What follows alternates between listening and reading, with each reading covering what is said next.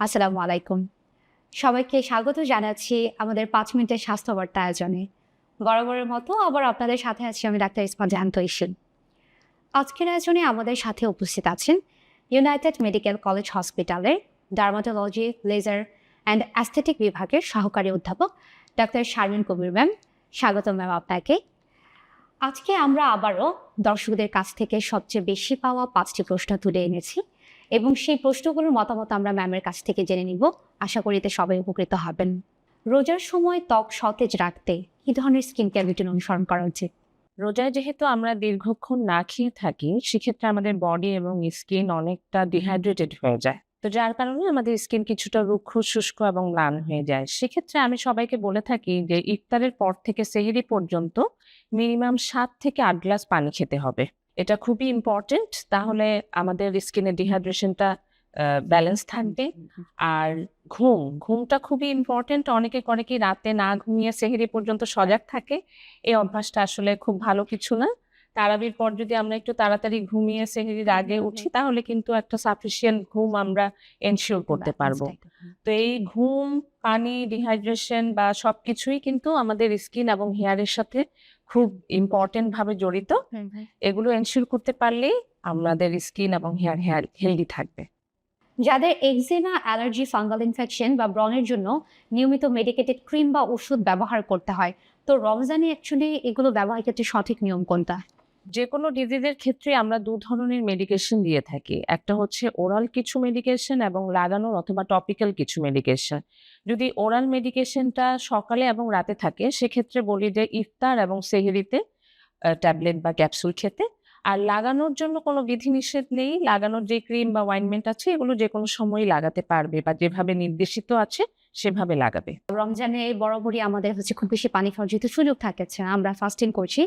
এক্ষেত্রে পানি শূন্যতার কারণে অনেক সময় হয়তো ঠোঁট ফাটা, ত্বক রুক্ষ হয়ে যাওয়া বা চুলকানির সমস্যা এগুলো একটু হতে পারে। এক্ষেত্রে ত্বক ও ঠোঁটের সঠিক যত্ন কিভাবে নেওয়া যায়? সেক্ষেত্রে আমি বলব যে পানি খাওয়ার পাশাপাশি খুব ভালো একটা ময়েশ্চারাইজার লাগাতে হবে, হ্যাঁ? যেসব ময়েশ্চারাইজারে শিয়া বাটার, প্যারাফিন, ইউরিয়া এসব যুক্ত থাকে সেই ময়েশ্চারাইজার গুলো আমাদেরকে ব্যবহার করতে হবে। আজকাল আবার বাজারেও ঠোঁট ফাটার জন্য কিছু মেডিকেটেড লিপ বাম আছে বেশ ভালো। সেগুলো আমরা ব্যবহার করতে পারি। ইফতারে ভাজা পোড়া খাওয়ার কারণে দেখা যায় অনেক সময় হয়তো ত্বকে তৈলাক্ত ভাবটা একটু বেড়ে যেতে পারে। এক্ষেত্রে কি করলে আমাদের ত্বকের তৈলাক্ত ভাবটা আমরা নিয়ন্ত্রণ করতে পারব? আসলে ভাজা পোড়াটা তো আমাদের ট্রেডিশন। তবে আজকাল কিন্তু মানুষ অনেক কনসিয়াস, হ্যাঁ? এসব অতিরিক্ত ওয়েলি ফুড বা ভাজা পোড়া খেলে আমাদের স্কিনে অ্যাকনির প্রবলেম এবং মাথার ভিতরেও ছোট, ছোট সেবোরিক ফলিকুলাইটিস বলি গোটার মতন হয়ে থাকে। তো আমাদেরকে আসলে এই খাবারগুলো এভয়েড করে আমরা যদি একটু চিড়া, ওটস, দই বা ফ্রুটস জাতীয় ফাইবার কন্টেইনিং যেসব খাবার আছে সেগুলো খেতে পারি তাহলে কিন্তু আমাদের ডাইজেশনও যেরকম ভালো থাকবে, আমাদের স্কিন এবং হেয়ারটাও হেলদি থাকবে। সামনে যেহেতু ঈদ, তো রোজা রেখে আমাদের ফেসিয়াল, লেজার বা অন্যান্য কসমেটিক স্কিন কি করানো যাবে কিনা? এটা খুবই সুন্দর একটা কোয়েশ্চেন। এই কোয়েশ্চেনের সম্মুখীন আমি প্রায়ই হই আমার পেশেন্টদের কাছ থেকে যে রোজায় কোন প্রসিডিউর করতে পারবো এবং কোনটা করতে পারবো না। তা আমি যদি সহজভাবে বলি আমাদের ধর্মীয় দৃষ্টিকোণ থেকে আ আ কি যেসব প্রসিডিউরের ক্ষেত্রে ব্লিডিং হচ্ছে আ সেসব প্রসিডিউর করা যাবে না। যেমন আচ্ছা। পিআরপি, প্লেটলেট রিচ প্লাজমা এটা আমরা হেয়ার গ্রোথ এর জন্য করে থাকি। মাথায় কিংবা মুখে আমরা অ্যান্টি এইজিং এর কারণে করে থাকি। বডিতে স্ট্রেচ মার্কে করে থাকি। সেক্ষেত্রে ব্লিডিং হওয়ার কিছু চান্সেস থাকে। এই প্রসিডিউরটা আমরা এভয়েড করতে বলি। তারপর CO2 লেজারের মাধ্যমে কিছু প্রসিডিউর আছে যেই লেজারগুলো করলেও রক্তপাত হওয়ার সম্ভাবনা থাকে সেগুলো আমরা এভয়েড করতে বলি।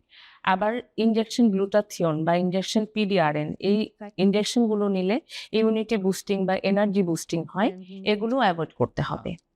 তবে যে প্রসিডিউর গুলো আমরা করতে পারবো সেটা হচ্ছে কেমিক্যাল পিলিং, তারপর হাইড্রাফেশিয়াল, হেয়ারের জন্য কিছু লেজার আছে যেখানে রক্তপাত হওয়ার কোনো সম্ভাবনা নেই।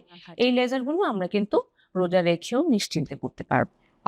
অসংখ্য ধন্যবাদ ম্যাম আপনাকে এবং সেই সাথে সবাইকে ধন্যবাদ জানাচ্ছি আজকে আয়োজনে আমাদের সাথে থাকার জন্য। আশা করি ঈদের আগে এই প্রশ্নের উত্তরগুলো আপনাদের অনেক বেশি উপকারে আসবে। এ নিয়ে আজকের পর্ব শেষ করছি। সবাই সুস্থ থাকুন, সচেতন থাকুন। সবাইকে ঈদের অগ্রিম শুভেচ্ছা।